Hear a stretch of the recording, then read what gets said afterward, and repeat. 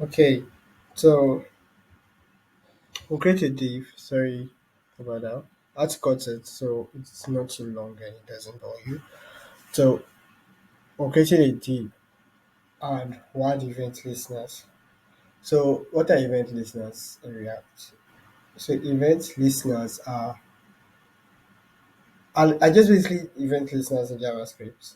So remember when we have functions that listen for events that just they're just there. Let's just say they're spices and listen for events on the websites that they trigger a function. So remember in React we used to have document dot query selector dot query selector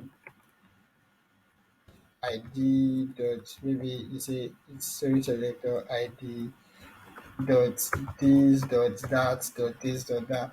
So with React we don't go that route because it's that stressful and that's long.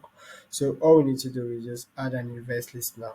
So it's pre-built in React. So just know what you want. So what we need is an on click. You can always search like okay, what's on click? So we need on click.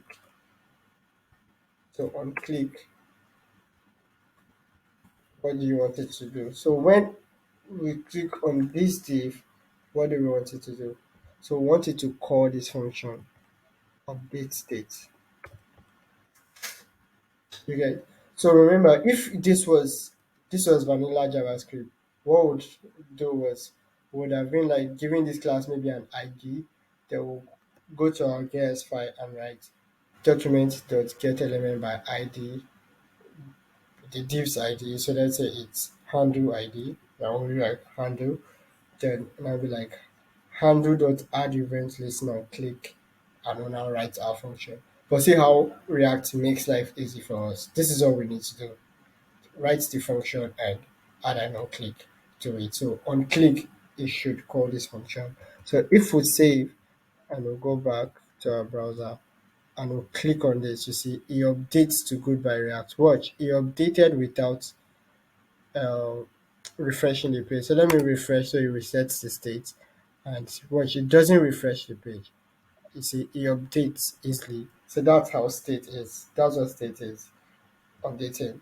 So I probably need to create another video on how states work so you understand plenty with a whole new example. So let's see how it works. So we can make this easy. We can make this a one line. We can even make this possible like this. So this is more like you want to call a function. Yeah. So there's a difference. If I'm putting this like this, it's going to call the function immediately the page loads. So let me take this out so we don't get an error. So I just have to refresh because of the error. So React renders your error to you on your screen. Uh, so you see too many renders because it's actually calling this function immediately. So we don't want it to call the function immediately. So we add an arrow function that only returns this function. You get. So if we open up the browser, say returns, and want to click it, it updates. So that's even a better way to make it. So let's just go through a full recap. We import the use state from React. The hello is a constant that renders what the content of the state is. The set hello is what updates the state. It's just a function that you pass in a params within that function to update the state. I hope that's clear enough. And